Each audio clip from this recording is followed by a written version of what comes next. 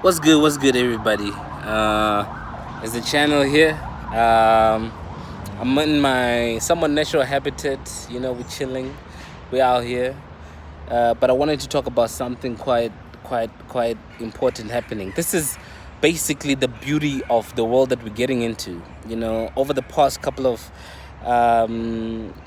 videos, I've posted that 5G is beautiful, 5G is amazing. This is, the stuff of 5G, everything about 5G and the internet and the progression of African cities, communities into the internet world, into enabling people through internet to interact and communicate. Basically, what's happening now is that there's been easily one of the most beautiful anomalies or craziest things that happened with the power of the internet, which is a DDoS attack. So what that is, it's a wave of fake IP addresses, the fake IP requests to a website that basically gravitate or they basically bring the website to a halt in a way, because they basically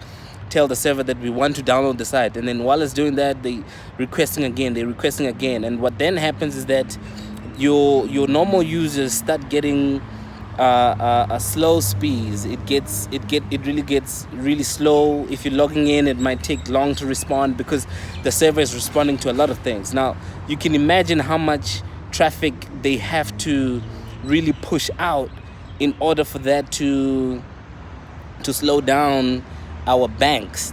That is the sector that's currently being attacked. Our banking sector is currently being attacked. All of the banks, the major banks, Capitec, we're talking FNB, we're talking Standard Bank. Everyone has been reported trying to address the concerns there, and they obviously calling it minor attacks.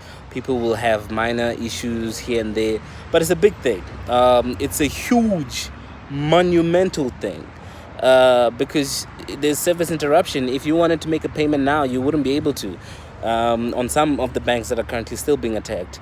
There are ways that IT or other departments within the banks can sort of try to go against this dying DNS or the DDoS attack, but it's very hard because this is a coordinated attack. It didn't just happen by mistake. It's not necessarily like a virus that just was activated now. It was a coordinated attack by a series of servers, of computers that bounce around different maps to create anonymity. Okay, never mind that. But basically it just makes finding this person who's doing this very, very difficult. So that is the danger of 5G, in a nutshell, is that you do get a lot of people. Like, the more mainstream you get with the internet, the more vulnerable you become, the more vulnerable your networks become, and people can infiltrate your network and bring it to a grinding halt, or do things like that to try and stop the whole thing. But in the end, what is most important and key to note is that there is no data being currently stolen from these major banks. So yes, it's not the banks are dying. It's not the banks are dying. It's just the fact that the banks at the moment will have slow connection, and the users of those banks will have service interruption. So yes, is it a problem? For sure. But is it an issue that, like, is it P1? Is it priority number one? No, not necessarily. Yes and no. But in the grand scheme of things, no, because your information is still being saved. You're still pretty much safe. No one knows anything that's doing these DNS attacks. They're just trying to cause interruption.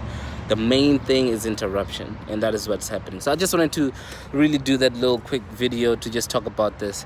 It's the dangers of 5G, man. It's the dangers of a connected world. It's the dangers of a fiber world, This is things that we're going to have to deal with. Our ITs are going to have to be stronger. It's not a complicated thing, honestly, but it just becomes a bit much more that important to it's almost like, actually, the easiest way to think about it is